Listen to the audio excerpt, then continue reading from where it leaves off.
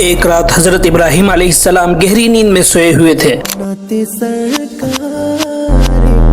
اچانک انہوں نے خواب دیکھا کہ کوئی کہہ رہا ہے، اے ابراہیم قربانی کرو۔ یہ ابراہیم اٹھو قربانی کرو۔ صبح اٹھ کر انہوں نے اللہ کی راہ میں 100 اونٹ قربان کر دیے۔ اگلی رات پھر وہی آواز آئی، اے ابراہیم اللہ کی راہ میں قربانی کرو۔ انہوں نے پھر 100 اونٹ قربان کیے، مگر ایسا لگا کہ یہ قربانی قبول نہیں ہوئی۔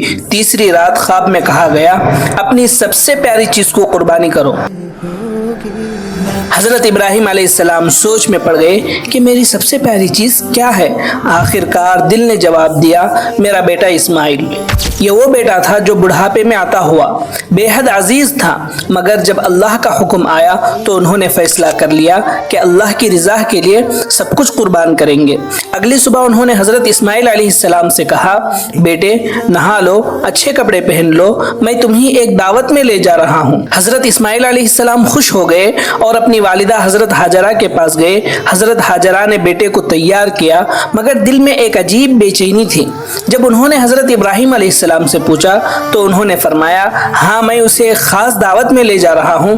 راستے میں شیطان ابلیس آیا اور حضرت ہاجرہ کو بہکانے کی کوشش کی، مگر انہوں نے ایمان کے ساتھ جواب دیا اور اسے بھگا دیا۔ پھر اس نے حضرت اسماعیل علیہ السلام کو بہکانے کی کوشش کی، مگر انہوں نے بھی کہا، اگر اللہ نے مجھے اپنی راہ میں قربانی کے لیے چنا ہے تو یہ میرے لیے اعزاز ہے۔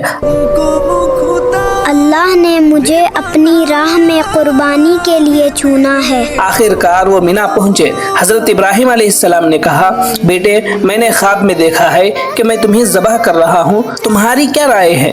حضرت اسماعیل علیہ السلام نے جواب دیا، ابا جان جو حکم ملا ہے اسے پورا کریں، انشاءاللہ آپ مجھے صبر کرنے والوں میں سے پائیں گے۔ ابا جان جو حکم ملا ہے اسے پورا کریں۔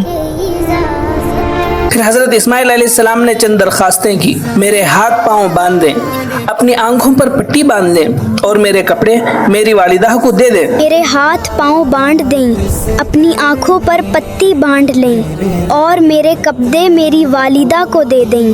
حضرت ابراہیم علیہ السلام نے آنکھوں پر پٹی باندھی اور چھری چلائی، مگر اللہ کے حکم سے چھری نے کچھ نہ کاٹا۔ آخر کار اللہ تعالیٰ نے حضرت جبرائیل علیہ السلام کو بھیجا، جو جنت سے ایک دمبا لائے اور حضرت اسماعیل علیہ السلام کی جگہ رکھ دیا۔ حضرت ابراہیم علیہ السلام نے اسی دمبے کو ذبح کر دیا۔ جب پٹی کھولی تو دیکھا کہ حضرت اسماعیل علیہ السلام سلامت کھڑے ہیں۔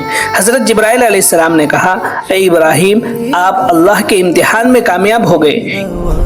اے ابراہیم آپ اللہ کے امتحان میں کامیاب ہو گئے۔ یہی وہ عظیم قربانی ہے جس کی یاد میں ہم بھی آج عید الاضحیٰ پر قربانی کرتے ہیں۔